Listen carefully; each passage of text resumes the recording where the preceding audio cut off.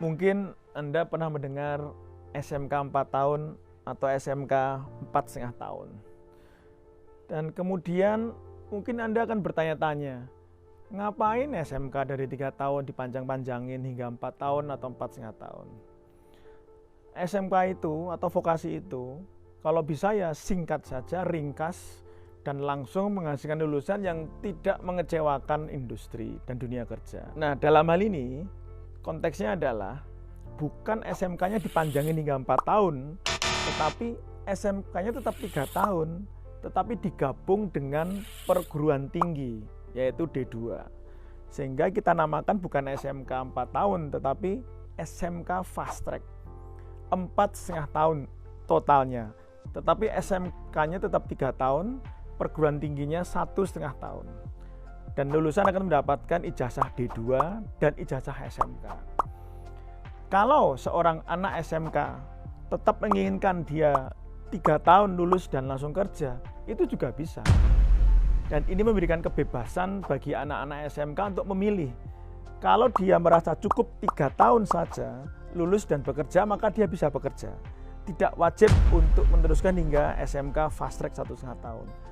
Namun, apabila dia ingin meningkatkan kompetensinya hingga lebih ahli dan lebih kompeten, dan tentunya nanti akan mendapatkan penghargaan yang lebih tinggi dari industri dan dunia kerja, dalam hal ini gaji dan income, maka bisa saja dia memilih untuk melanjutkan hingga D2 yang hanya cukup menambah 1,5 tahun saja. Dan penambahan 1,5 tahun ini mayoritas adalah program magang di industri atau dual system. Bukan saja hanya bekerja di industri, tetapi bekerja sambil kuliah. Penambahan 3 semester, setelah 6 semester di SMK, ditambah 3 semester di perguruan tinggi, kuliah itu hanya 1 semester saja. 2 semester akhir itu magang, dan sifatnya adalah apprenticeship program atau dual system yang menggabungkan antara bekerja sambil belajar. Jadi di pabrik atau di industri itu mereka tetap bekerja, mendapatkan gaji, mendapatkan kompetensi yang lebih tinggi lagi, soft skill yang lebih tinggi lagi. Namun dia juga tetap harus mengikuti kelas atau kuliah atau training di dalam industri yang itu kita maknai menjadi dual system. Dan program SMK 4,5 tahun atau SMK Fast Track D2 ini tidak wajib. SMK dipersilahkan apabila bidangnya itu tetap dibutuhkan cukup 3 tahun selesai, ya jangan ditambahkan yang opsi 1,5 tahun. Namun apabila dirasa kalau ditambahkan dengan 3 semester yang 2 semesternya itu magang di industri dan nanti lebih matang secara kompetensinya, secara soft skill-nya, secara attitude-nya, integritasnya, pengalaman kerjanya yang akan membuat industri lebih cocok lagi dengan lulusan yang lebih kompeten ini, maka silakan ditambah. Tapi untuk menjadi SMK Fast Track ini syaratnya juga tidak mudah. Syaratnya cukup challenging, yaitu harus ada pernikahan tidaknya 2 menikah tetapi segitiga atau pernikahan segitiga.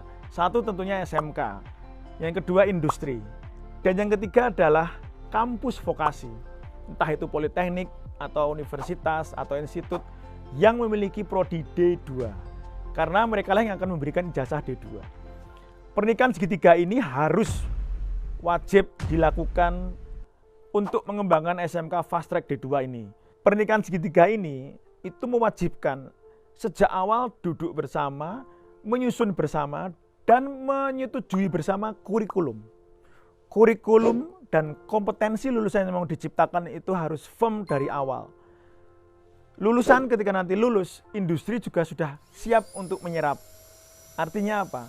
SDM yang dihasilkan itu memang sesuai dengan pesanan industri, yaitu SDM lulusan D2 SMK Fast Track ini.